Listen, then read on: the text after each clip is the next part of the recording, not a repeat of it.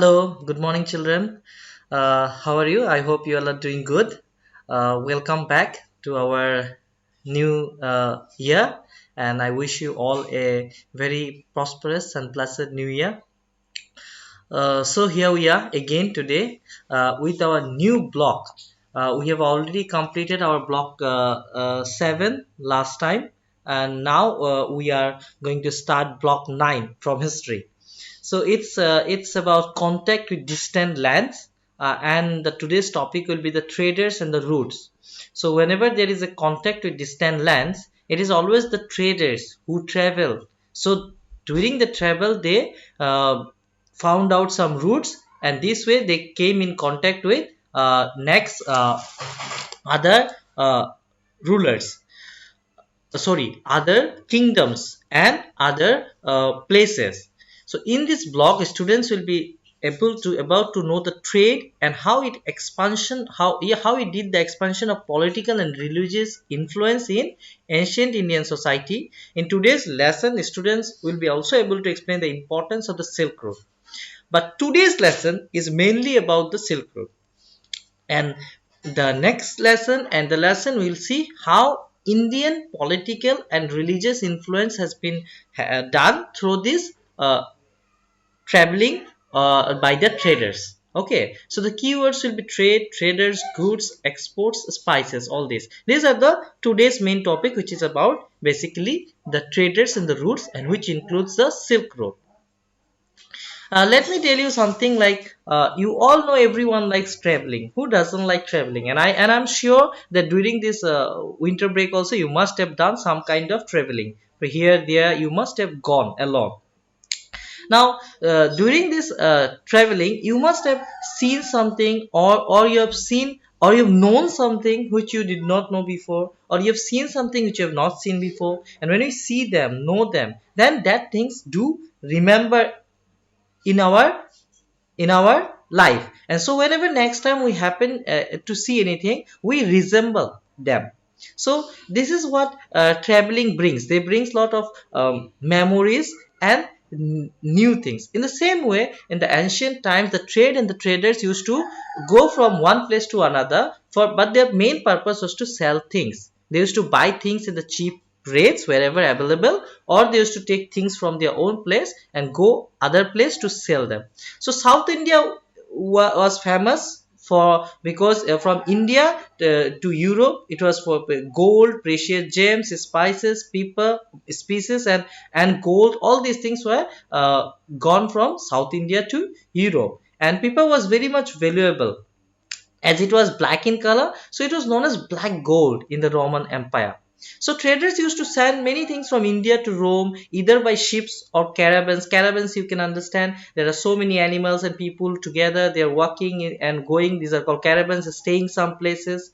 So trade was very prosperous, and many Roman gold coins were found in India, especially in ancient ports. So traders traveling to and from India, sailing along the countries in monsoons, they used to have lots of difficulty crossing the Arabian Sea and the Bay of Bengal. So traveling was not easy, and sometimes the travelings were done through harsh road like mountains, deserts. So these were the conditions of the traders and the routes they took.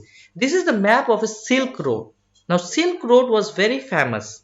Okay, the traders did many trades, but the most important trade of the ancient was silk trade, which was started by Chinese by Han Dynasty, because the Chinese invented, or you can say developed, silk first time, and it was very much prosperous for them because everybody wanted silk. And so they did not want others to know and keep it as a secret, like how they only know to make. So they used to make this route to travel to all the places and give. So you can see this map, red color, where you can see the things used to go to even Europe, Persia, India, and so many other places. And below there is one blue color map. There you can see the so many things used to go from India to other places as well. Mostly when Indian used to go from other places, you can see they have generally taken the waterways, because water was connected easily. But China, they have mostly taken, see, the route as the road which are very much hard terrain, you can say mountains, deserts, so many things.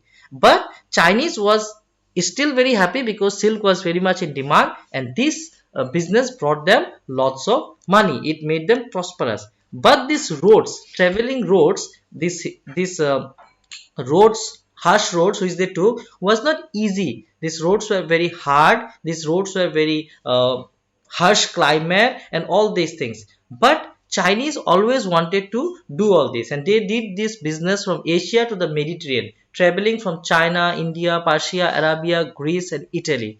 And all this they did because it was very much profitable to them, and it was monopoly, they were the only one to do. They did along with that other things like fruits, grains, species, vegetables as well. Okay, but on the way there were some people who used to take away the things like looting the caravans. So they used to take the protection of kings on the from which empires they used to pass. And like this in India also there was one kingdom called Kushana's kingdom who used to protect their trade. So in return they used to get some gifts, the kings used to get some gifts in protecting these travelers. And plus they also used to get lot of taxes. So whenever they passed through many kingdoms, the kings used to collect taxes because it was huge in amount. Plus they used to get lots of gifts from this people, those who used to bring the silk, and this way the rulers give protection and get gifts and taxes. So this is the way the Silk Route established, developed, and prospered. Okay, so there are some important thing you must know. Now all this understanding the Silk Route, what is the Silk Route, I have given in the PDF also. The Silk Route, I think you have simply understood, it was just carrying the silk from China to the other parts. This is known as Silk Route. It used to pass through the terrains, harsh terrains like mountains, deserts, and all this. So travelers used to use camel, horse, and many things. So all these things, that's why it is basically known as Silk Route, because silk was carried. Please read the section The Traders and the Routes from the content book, page 80 to 83. Complete S1 in your workbook. Complete PQ in the content book and P3 in the notebook. Complete the assignment in the Google Classroom. If you have any doubt, please contact me. And as you know, your grammar class is over. So I will be continuing my SS classes. So we will be having SS classes tomorrow as well. Okay, in place of English grammar. So see you tomorrow as well. So thank you. Stay home, stay safe. Bye bye.